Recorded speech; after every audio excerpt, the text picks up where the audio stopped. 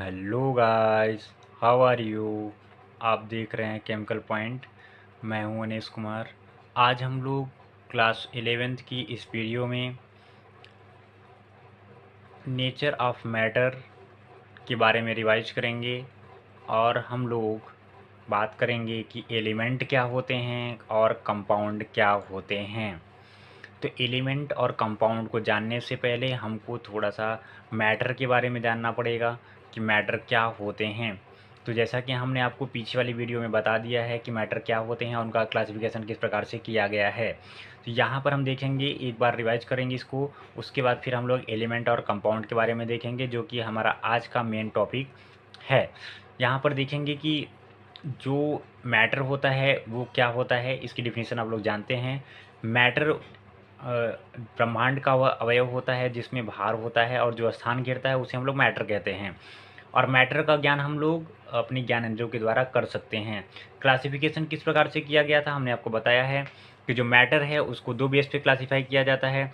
एक तो physical base पे और दूसरा केमिकल बेस पे, यानी कि भौतिक वर्गीकरण और रासायनिक वर्गीकरण।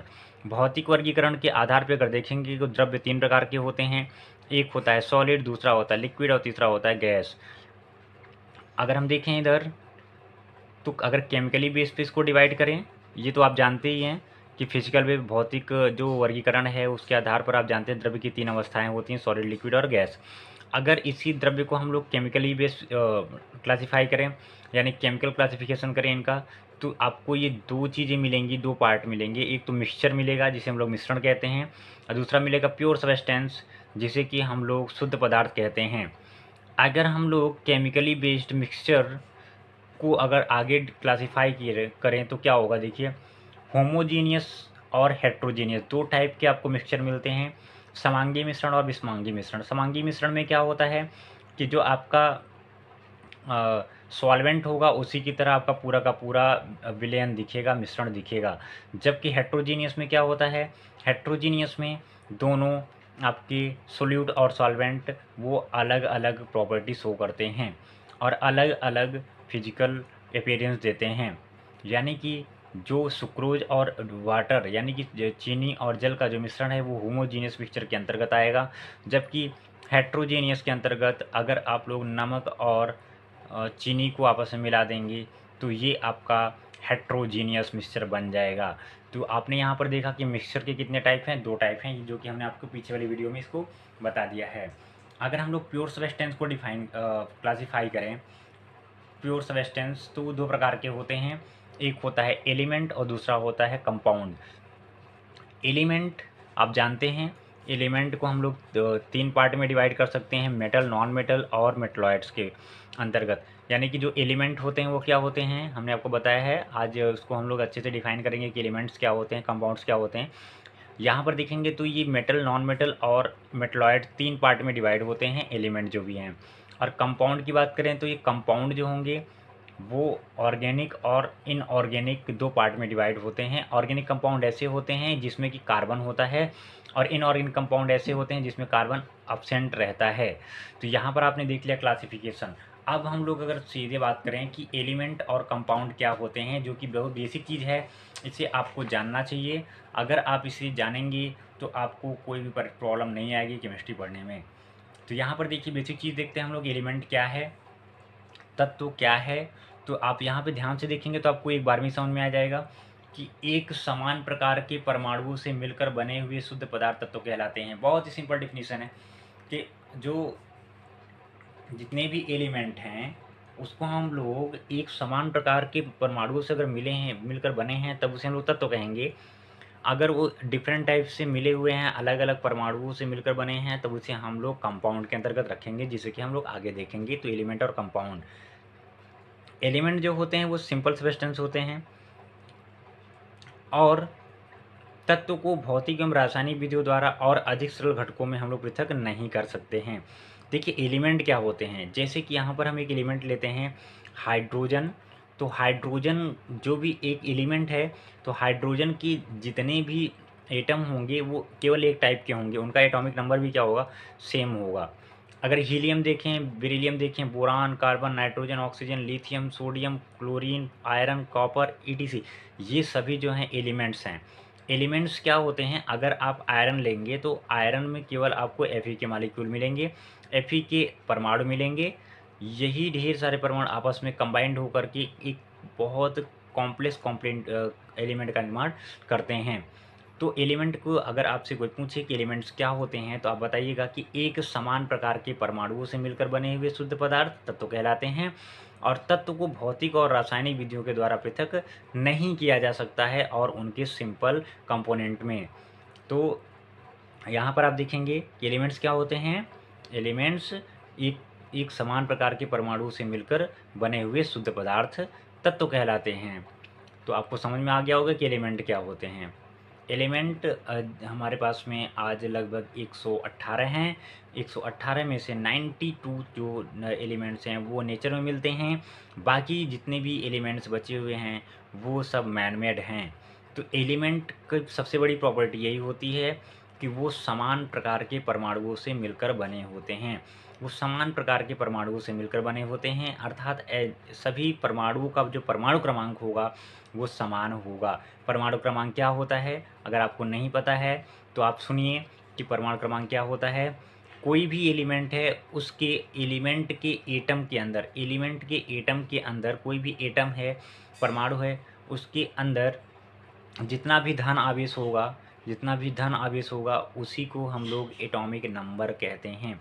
एटॉमिक नंबर कहते हैं, यानी कि the number of proton present in any atom is called as atomic number. आगे आपको हम बताएंगे कि एटॉमिक नंबर क्या होता है, टॉपिक आएगा तो अब आपको यहाँ पे समझ में आ गया होगा कि समान प्रकार के परमाणु क्रमांक वाले परमाणुओं से मिलकर बने हुए शुद्ध पदार्थ क्या कहलाएंगे भाई, एलिमेंट कहलाएंगे। एलिमेंट का एग्जाम्पल आप देख सकते हैं, हाइड्रोजन है, हीलियम है, बेरिलियम है, boron, carbon, nitrogen, oxygen, scandium, titanium, vanadium, chromium, ये सभी जितने हैं वो सब क्या हैं, एलिमेंट हैं। तो एलिमेंट क्या होते हैं आपको यहाँ से क्लियर हो गया होगा। एलिमेंट में आप एक ही चीज़ ध्यान रखिएगा कि एलिमेंट जो हैं वो शुद्ध पदार्थ होंगे और केवल एक प्रकार के परमाणुओं से मिलकर बने होंगे जिनका परमाणु क्रमांक क्या होगा, समान होगा, और तत्व को भौतिक और रासायनिक विधियों द्वारा और सरल घटकों में पृथक नहीं कर सकते हैं। यानी कि इसे आप सिंपली और कंपोनेंट में डिवाइड नहीं कर सकते हैं। एग्जाम्पल आप देख सकते हैं, हाइड्रोजन है, हीलियम है, beryllium, boron, carbon, nitrogen, oxygen, lithium, sodium, chlorine, iron, copper, zinc, जितने भी ये आपको दिखते हैं सब एलिमेंट ही हैं, और एलिमेंट ही आपस में मिलकर कंपाउंड का फॉर्मेशन करते हैं। कंपाउंड ही किसी भी ऑब्जेक्ट का फॉर्मेशन करती है। तो यहाँ पे आपको क्लियर हो गया होगा कि एलिमेंट क्या होते हैं। अब हम बात करते हैं कि कंपाउंड क्या होते हैं। जैसे कि हमने आपको बताया कि जो प्योर सब्सटेंस होते हैं जिनमें जो कंपोजिशन होगा वो वेरी नहीं करता है, अर्थात कांस्टेंट रहता है। तो एलिमेंट में जो कंपोजिशन होगा वो कांस्टेंट ही होगा। सिंपल जो एलिमेंट होते हैं वो सिंपल सब्सटेंस होते हैं, कंपाउंड जो है कंपाउंड सब्सटेंस होते हैं। तो एलिमेंट के बारे में हमने देख लिया। अब हम लोग देखते हैं कि कंपाउंड क्या होते हैं। कंपाउंड के बारे में अगर हम देखें तो एलिमेंट से ही इनकी उत्पत्ति होती है, यानी कि एलिमेंट्स ही आपस में मिलकर के कंपाउंड का फॉर्मेशन करते हैं।